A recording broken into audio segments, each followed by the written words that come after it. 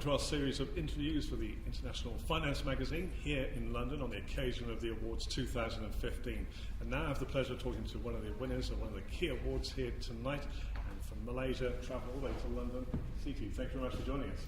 Most welcome. So you've won the award for being the most innovative bank in Malaysia, Islamic banking. Yes. What does it mean to win this award? Well, it means a lot to the bank in particular because the banking industry is very competitive at the moment. So the fact that Bank Rakyat has been able to innovate or create new products and services, it means that, keeping the bank still sustaining and generating a good income. So who would you say are your core customers when it comes from the business community?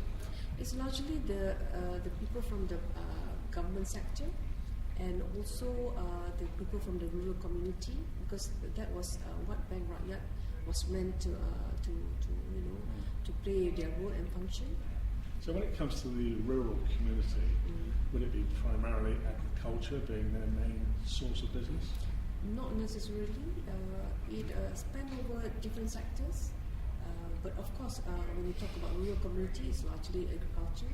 But somehow the bank has expanded into also providing largely personal financing for the government sector, the civil servants, which in a way that they can control their non-performing loans through deduction of the salary of these civil servants. When it comes to your customers, you see them part of the organisation in many ways. So what's your main philosophy behind that? The thing is, Bank Rakyat is actually a cooperative bank, but Sharia compliance. And the shareholders are actually the members themselves, the individuals. 95% are actually individuals who are largely either from the rural community or even from the civil service. Right. Now I'm going to ask you something now, and I'm going to use my watch as an illustration, because you've introduced a concept whereby if I wanted some money for this in Europe and perhaps America, I'll take it to what is known as a pawn shop. So you've introduced this. What is its name in Malaysian to start with?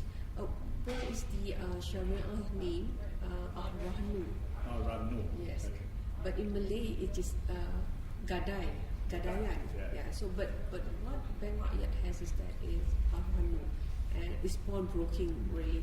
Because traditionally there's a lot of fees or interest paid by the person who would hand over the watch for that time period. Yes. How does it work when it comes to the Islamic finance perspective? Okay, Ar-Rahnu only focus on gold.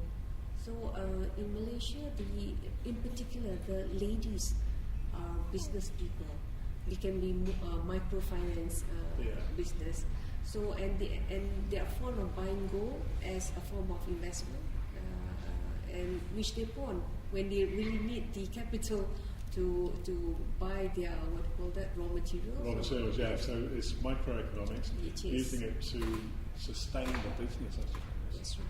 Okay. So looking at 2015, what do you think has been the key achievements for the bank over the 12 months? It's still personal financing as their biggest market share.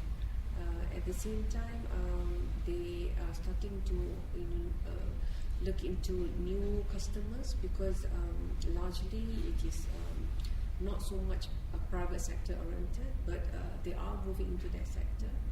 But with caution. And to finish off, what are your key goals for next year?